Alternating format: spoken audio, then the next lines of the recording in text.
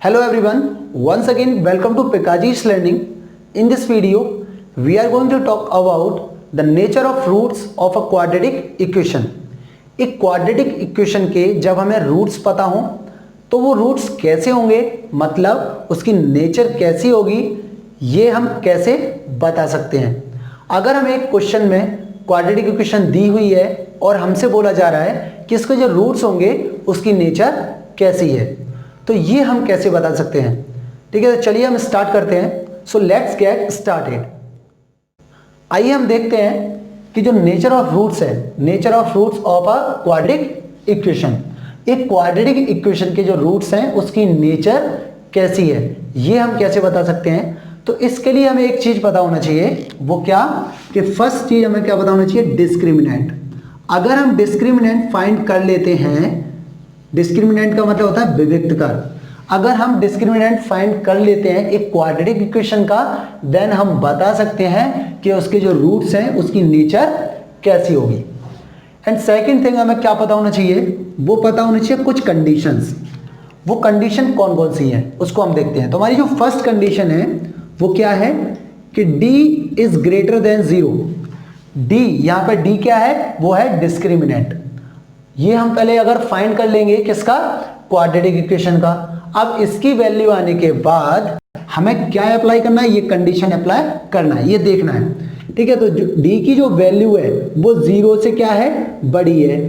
तो in this case roots are real, मतलब इस वाले केस में जो रूट्स हैं वो कैसे होंगे, रियल होंगे. कैसे होंगे, कैसे होना चाहिए इस केस में, रियल होना चाहिए.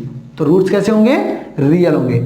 एंड सेकेंड केस क्या है हमारा, वो है d इज लेस देन 0, मतलब d की वैल्यू 0 से छोटी होगी.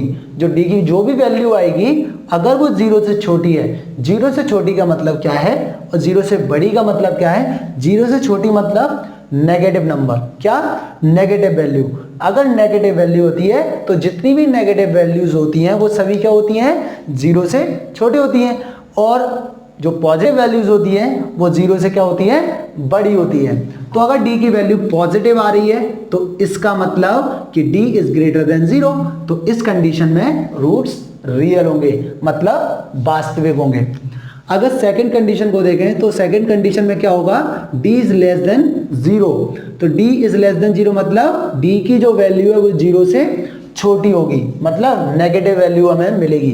तो इन दिस केस क्या होगा, जो रूट्स होंगे वो कैसे होंगे, वो होंगे इमेजनरी. मतलब कैसे होंगे, इमेजनरी. इमेजनरी का मतलब क्या होता है, इमेजनरी का मतलब होता है कि काल्पनिक, मतलब रूट्स कैसे हैं, काल्पनिक हैं.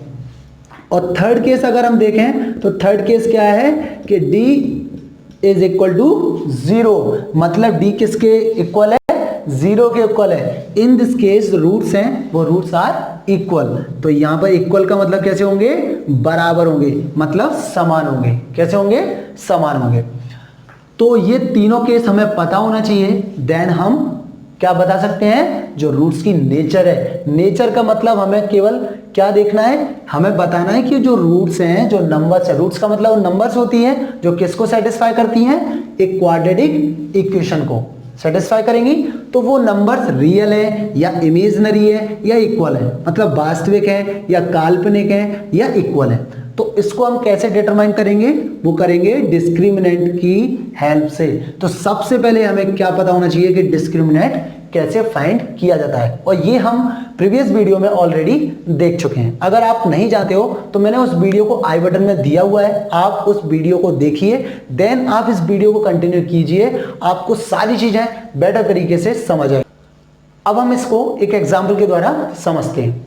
तो हम अगर बात करें एग्जाम्पल की, तो मैं कुछ इस तरीके से एग्जाम्पल लेता हूं. जैसे कि मान लो मैंने एक क्वाड्रेटिक इक्वेशन ली, कैसे, 3x² plus 7x plus 4 equal to 0. ये क्या है, एक क्वाड्रेटिक इक्वेशन है. अब मुझे बताना है कि इस क्वाड्रेटिक इक्वेशन के जो रूट्स हैं वो उनकी नेचर कैसी है. तो ये बताना मैं स्टार्ट करता हूं. तो सबसे पहले मुझे क्या फाइंड करना पड़ेगा, मुझे डिस्क्रिमिनेंट फाइंड करना पड़ेगा. और डिस्क्रिमिनेंट का जो फॉर्मूला होता है वो क्या होता है, d equal to b square minus 4ac. हमें इस फॉर्मूले का यूज करना है. ओके, तो हम चलो इसको अप्लाई करते हैं इस वाले फॉर्मूले को, और हम सबसे पहले डी की वैल्यू फाइंड कर लेते हैं। तो सबसे पहले मैं क्या लिखूंगा, गिवन दैट में क्या लिखूंगा, क्वाड्रेटिक इक्वेशन, अ क्वाड्रेटिक इक्वेशन, जो क्वाड्रेटिक इक्वेशन है वो क्या है, वो है हमारी 3x² + 7x + 4 = 0। इसको मान लूंगा मैं इक्वेशन फर्स्ट। ठीक है, अब मैं क्या करूंगा, देखो d की वैल्यू चाहिए मैं, तो मुझे किसकी वैल्यू चाहिए, पहले a, b और c। अगर इन तीनों की वैल्यू अगर मुझे मिल जाती है, देन मैं उन वैल्यूज को इसमें पुट करूंगा और d की वैल्यू मुझे मिल जाएगी। अब a, b, c इन तीनों की वैल्यू कैसे मिलेगी, इन तीनों की वैल्यू मिलेगी इस वाली क्वाड्रेटिक इक्वेशन को मैं स्टैंडर्ड फॉर्म से क्या करूंगा, कंपेयर करूंगा। तो मैं लिखूंगा on comparing equation first by ax² + bx + c = 0। तो इससे मैंने क्या कर दिया, इसको कंपेयर करना है मुझे, क्यों, क्योंकि a, b, c तीनों की वैल्यू मुझे प्राप्त करनी है। ओके, तो सबसे पहले कंपेयर करता हूं। कंपेयर का मतलब देखो, x² का कोएफिशिएंट यहाँ क्या है, a, तो यहाँ पे क्या है 3, तो a की वैल्यू कितनी हो जाएगी, a की वैल्यू हो जाएगी 3 हो जाएगी, कॉमा b की वैल्यू कितनी हो जाएगी, b की वैल्यू देखो यहाँ पर x का कोएफिशिएंट क्या है, b, ठीक है, तो b की वैल्यू यहाँ पर क्या है कोएफिशिएंट 7, तो b की वैल्यू कितनी हो जाएगी 7, और c की वैल्यू कितनी हो जाएगी 4 हो जाएगी। अब इन वैल्यूज को हमने पता कर लिया, अब मैं क्या करूंगा, इस फॉर्मूले को अप्लाई करूंगा। तो मैं क्या लिखूंगा, वी नो दैट,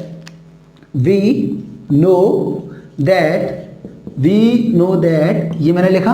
अब मैं क्या करूंगा, जो डिस्क्रिमिनेंट होता है, मतलब डिस्क्रिमिनेंट इक्वल टू क्या होता है, b² - 4ac, यही होता है। अब मैं डिस्क्रिमिनेंट को किससे रिप्रेजेंट करूंगा, d से रिप्रेजेंट करूंगा, d इक्वल टू, अब मैं वैल्यू इसमें पुट कर देता हूं, मतलब b की जगह मैं क्या लिखूंगा, 7 का स्क्वायर लिखूंगा, 7 का स्क्वायर, ठीक है, और फिर माइनस, और फिर 4 मल्टीप्लाई, a की वैल्यू कितनी है 3, और फिर c की वैल्यू कितनी है 4, ये मैंने लिख दिया। अब मैं क्या करूंगा, इनको सॉल्व करूंगा। सॉल्व करने का मतलब 7 का स्क्वायर कितना आ जाएगा 49, माइनस 4 3 = 12, और 12 4 = 48, ये आ गया। अब बताओ 49 - 48 कितना हो गया, 1 हो गया। इसका मतलब क्या है कि यहाँ पे जो d की वैल्यू है वो कितनी आ गई, 1 आ गई। अब मैं क्या करूं इसके आगे, अब मुझे डिस्क्रिमिनेंट तो मैंने फाइंड कर लिया, अब मैं क्या करूंगा, ये कंडीशन को अप्लाई करूंगा। अब बताओ d की वैल्यू 1 है, पॉजिटिव है, यस, तो पॉजिटिव मतलब 0 से बड़ी, तो यहां पर कौन सी कंडीशन लगेगी, ये वाली, तो d इज ग्रेटर देन 0, ठीक है। तो यहां पर d की वैल्यू क्या है, 0 से बड़ी है, मतलब d की वैल्यू क्या है, यहां पर 0 से बड़ी है, तो मतलब 1 इज ग्रेटर देन 0, ठीक है। तो यहां पर लिख दूंगा since d is greater than 0, मतलब 1 इज ग्रेटर देन 0। अब इन दिस केस क्या होगा, in this case the roots are real, ये वाले केस में क्या होना चाहिए, जो रूट्स हैं इसके वो कैसे होंगे, रियल होंगे। तो मैं क्या लिखूंगा, सो, ठीक है, so roots of given quadratic equation, ठीक है, roots of given quadratic equation will be real, ठीक है, कैसे होंगे, रियल होंगे, ठीक है, ऐसे भी ले सकते हैं। So roots of given quadratic equation are real, क्या है ये वाली कंडीशन में जो रूट्स हैं वो कैसे होंगे, रियल होंगे, ठीक है। तो इस तरीके से हम इसको सॉल्व करेंगे। तो हमें सबसे पहले क्या पता होना चाहिए, सबसे बड़ी चीज है यहाँ पर डिस्क्रिमिनेंट। अगर ये नहीं पता है, इसको फाइंड नहीं कर पा रहे, देन हम नहीं फाइंड कर सकते, और ये कंडीशन हमें पता होना चाहिए। अब मान लो कोई क्वाड्रेटिक इक्वेशन हमें ऐसी दी है कि d की वैल्यू नेगेटिव आ गई, क्या आ गई, जैसे मान लो यहाँ पर d की वैल्यू -1 आ जाती है, तो इसका मतलब नेगेटिव वैल्यू है तो 0 से छोटी होती, तो ये वाले केस में क्या हो जाता, d इज लेस देन 0, और इन दिस केस जो रूट्स आर इमेजिनरी, क्या है, मतलब काल्पनिक है, ठीक है, और रियल का मतलब वास्तविक है। और इस कंडीशन में मतलब अगर d की वैल्यू 0 आ जाती, तो 0 आ जाती है, तो d इक्वल टू जब 0 होता है तो रूट्स कैसे होते हैं, इक्वल होते हैं, मतलब समान होते हैं। ओके, तो आपको सारी चीजें समझ आई होंगी इससे रिलेटेड, ठीक है। अगर आपके पास कोई भी डाउट है रिगार्डिंग दिस टॉपिक तो आप मुझे कमेंट करके बताएं, मैं उस पर वीडियो जरूर बताऊंगा, ठीक है। और आपको अगर हो सकता है तो मैं आपको वहीं पर जवाब देने की कोशिश करूंगा। अगर वीडियो बनाने की जरूरत पड़ी तो मैं डेफिनेटली वीडियो बनाकर उसको समझाने की कोशिश